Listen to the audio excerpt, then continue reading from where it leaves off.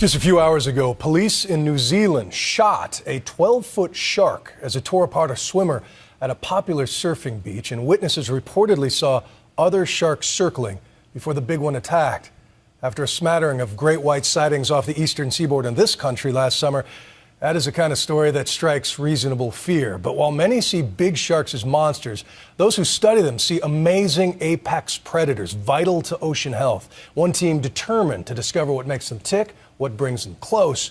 And tonight, ABC's Lindsay Davis goes along on the trail of the great white. 15 adrenaline-pumping minutes. That's the maximum time this team has to tag, test, and release this massive 3,500-pound lion of the sea. First, they cover her eyes and give her a water supply. The next bit of poking and prodding allows them to draw blood and run a battery of tests. Little poke, guys, little poke. Then comes the moment that could change the tide when it comes to understanding great whites. They insert a homing device into that signature dorsal fin, essentially a built-in GPS that pings off of a satellite capable of tracking and monitoring the movements of the sharks anywhere they go in the world. Oh yeah, Mary Lee! Big girl! Before we let her go, I named her Mary Lee after my mother. Because my parents have done so much, I was just waiting and waiting for a special shark to name after her. Oh, that's a bigger one. The man in charge of it all is Chris Fisher. He spends his life fishing for great white sharks to learn more about them. Hooked up! That's a hook shark! Thank you. He invited us on board his ship Ocearch, where he spends most of his days trying to crack the shark code. As a result of his work, each month 1 million people check his global shark tracking website to follow the sharks they've tagged, from Florida all the way up to New England and beyond. We're just cruising along here. I happen to see the Empire State Building, and New Yorkers don't tend to think about sharks. That just off the coast here, there's Yeah, sure. Oh yeah, they live here.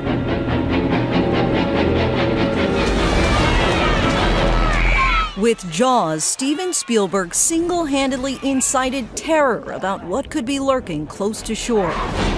Now, almost 40 years later, Fisher is trying to dispel some of that fear and mystery by putting great whites on the map, literally. Are sharks coming closer than they used to? Nobody knows what they used to do. This is the first time we're establishing these tracks to understand what normal even is. People say, well, what's Mary Lee doing as she cruises up the southeastern coast of the United States? Fact is, we don't really know. See this little orange dot? That's Mary Lee. She is one of 2 North Atlantic great whites he caught in September just off the coast of Cape Cod. Mary Lee's track is a perfect example of why people don't really need to be worried about sharks when they go swimming. She has cruised the entire length of the eastern seaboard on the beach.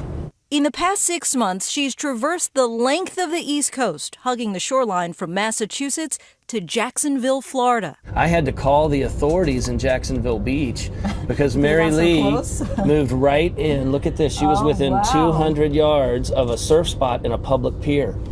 She then went back up to Rhode Island and was most recently spotted in the vicinity of Bermuda.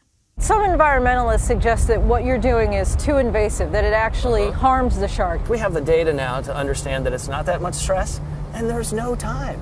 What are you going to do, sit back and chat about this for another day and let another 200,000 be finned? The real outrage, according to Fisher, should be at images like this rooftop in Hong Kong, covered in thousands of freshly sliced shark fins. Think about all the carcasses strewn out on the bottom of the ocean that are finless just for that one rooftop. These fins are then used to make a soup viewed by many Asians as a rare delicacy. You can't remove the apex predator from the ocean for a bowl of soup and expect the ocean to have a robust future. Holy! Fisher has joined forces with Greg Skomel, a marine biologist and one of the stars of Discovery Channel's Shark Week. He and his team tagged a shark using a different technique. They successfully managed to harpoon a shark not far off the beaches of Cape Cod. This is amazing. If you told me 4 years ago that we'd be able to tag this many white sharks, I would have said, no, you're out of your mind. Why is Cape Cod such a hot spot? My guess is that, Cape Cod's a breeding site.